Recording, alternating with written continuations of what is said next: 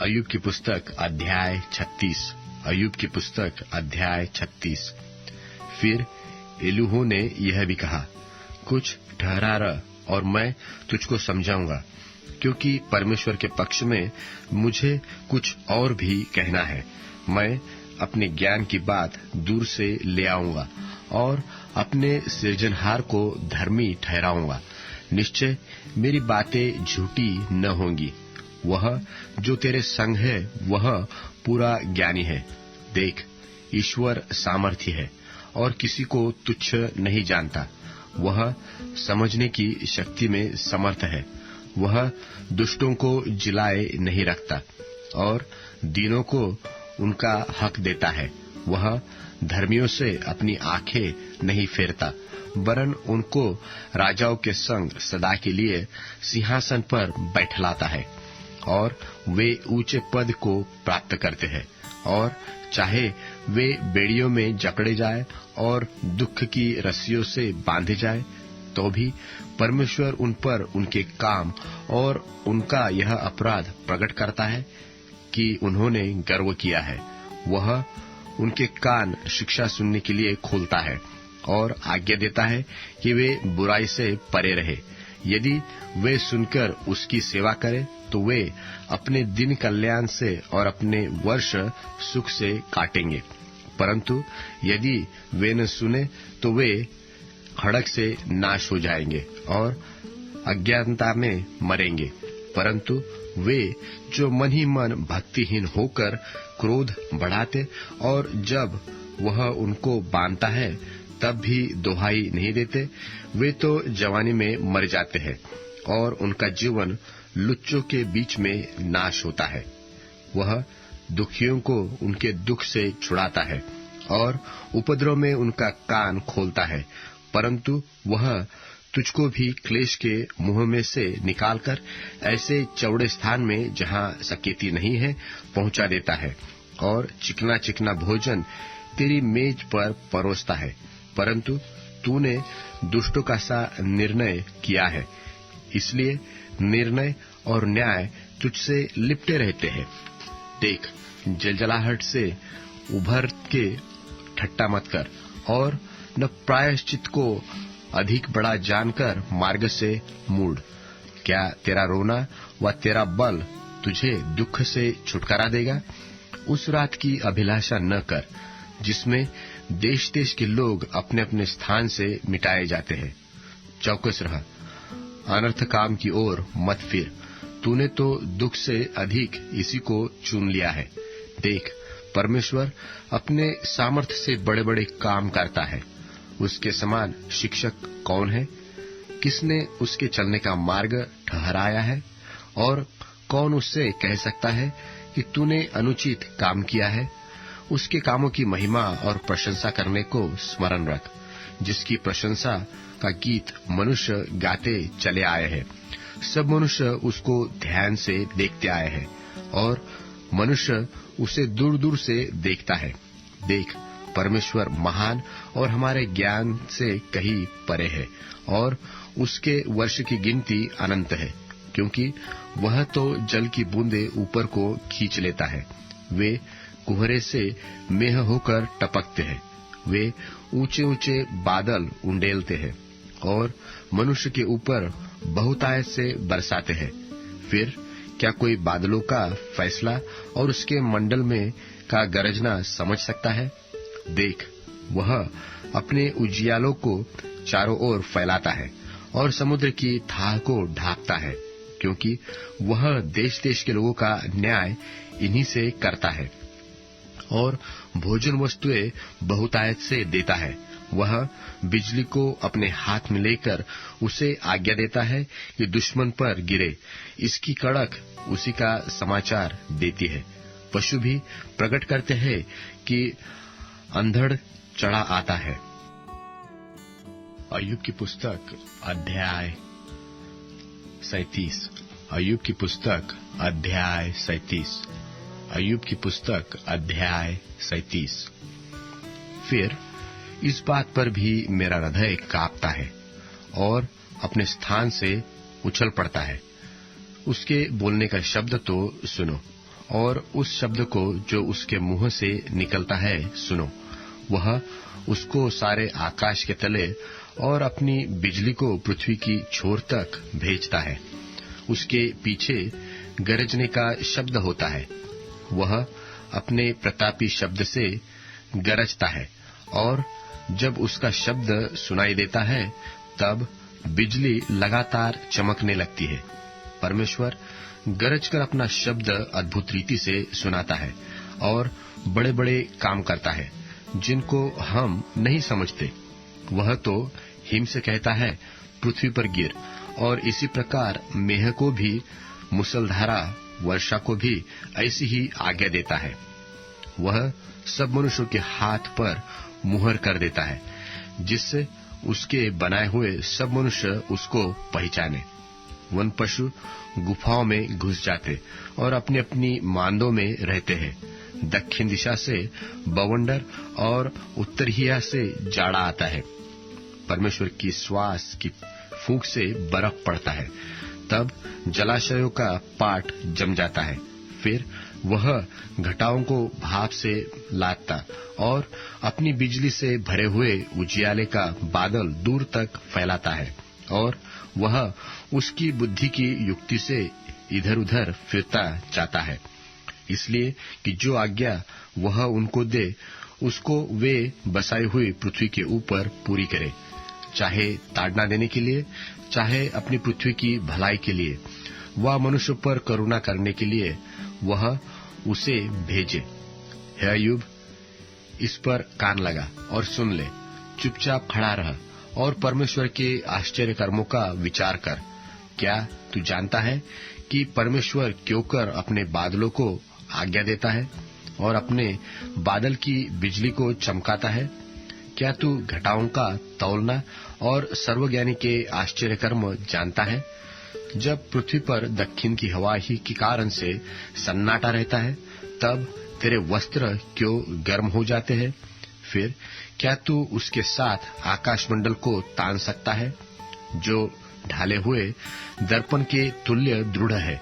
तू हमें यह सिखा कि उससे क्या कहना चाहिए, क्योंकि हम अंधियारे के कारण अपना व्याख्यान ठीक नहीं रच सकते। क्या उसको बताया जाए कि मैं बोलना चाहता हूँ? क्या कोई अपना सत्यानाश चाहता है?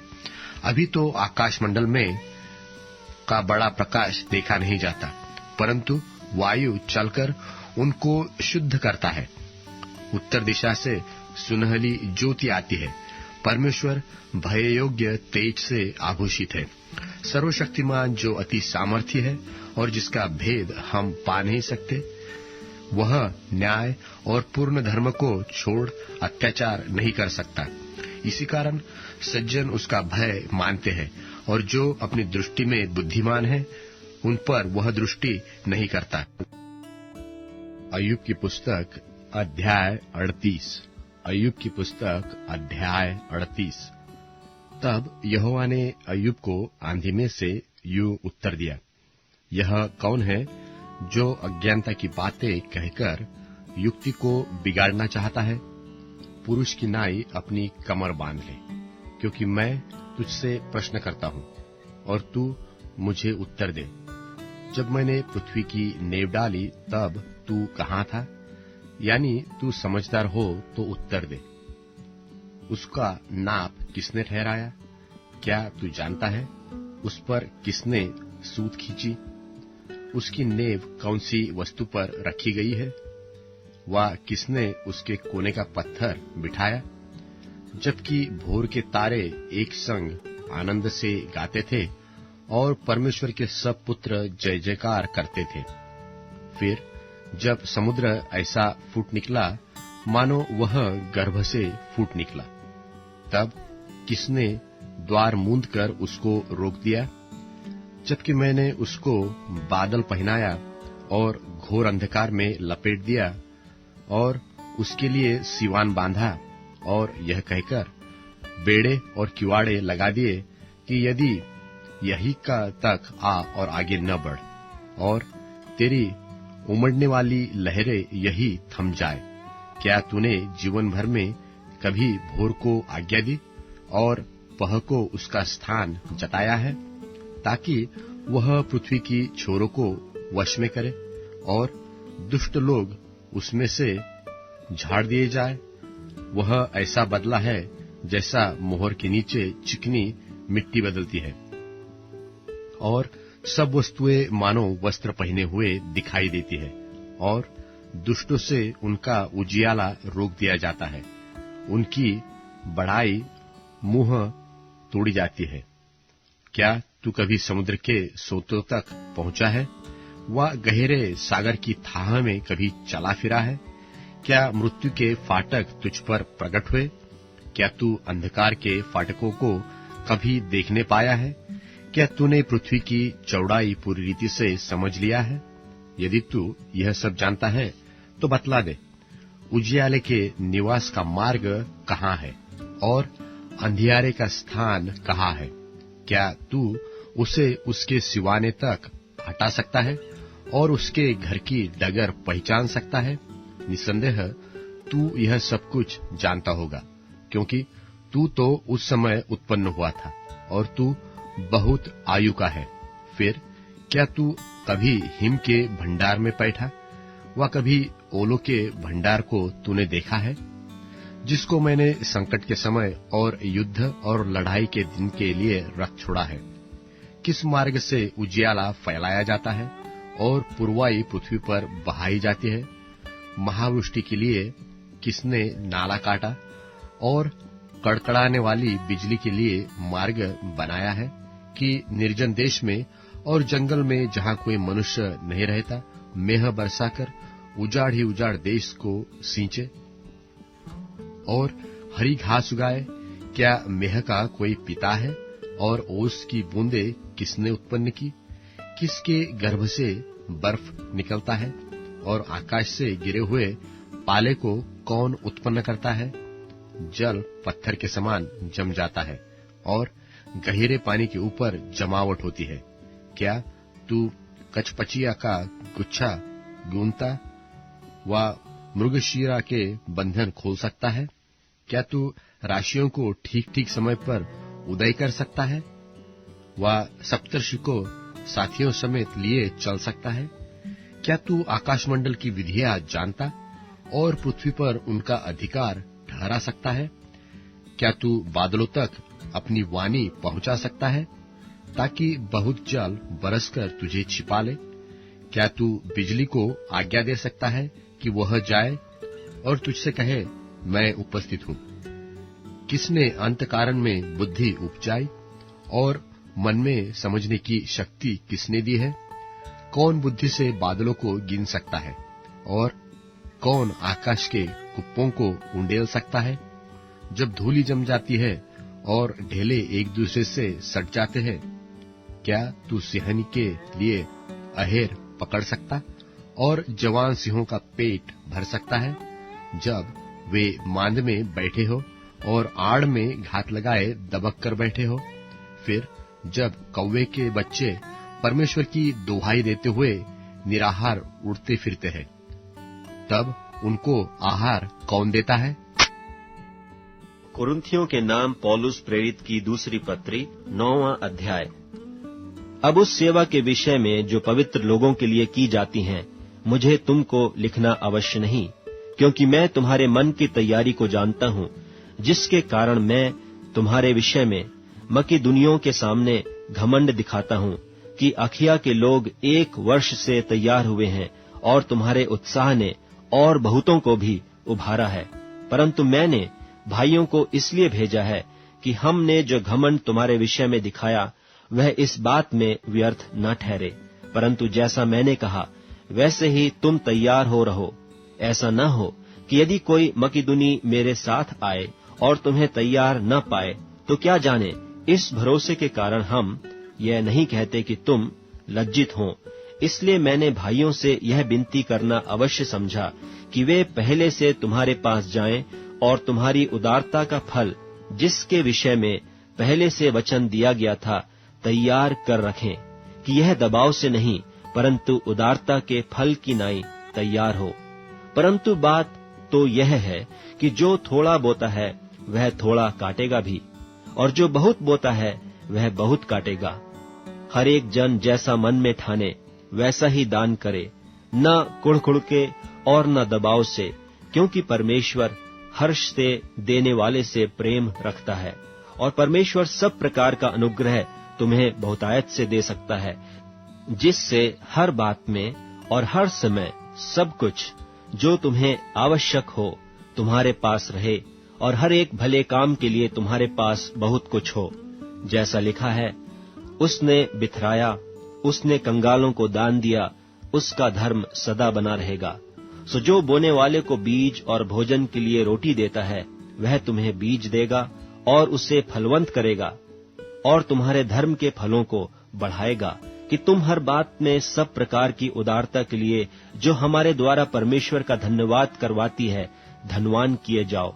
क्योंकि इस सेवा के पूरा करने से न केवल पवित्र लोगों की घटिया पूरी होती हैं, परंतु लोगों की ओर से परमेश्वर का बहुत धन्यवाद होता है, क्योंकि इस सेवा से प्रमाण लेकर परमेश्वर की महिमा प्रकट करते हैं कि तुम परमेश्वर के सुसमाचार को मानकर उसके अधीन रहते हो, और उनकी और सबकी सहायता करने में उदारता प्रकट करते रहते हो। और वे तुम्हारे लिए प्रार्थना करते हैं, और इसलिए कि तुम पर परमेश्वर का बड़ा ही अनुग्रह है, तुम्हारी लालसा करते रहते हैं। परमेश्वर को उसके उस दान के लिए जो वर्णन से बाहर है धन्यवाद हो।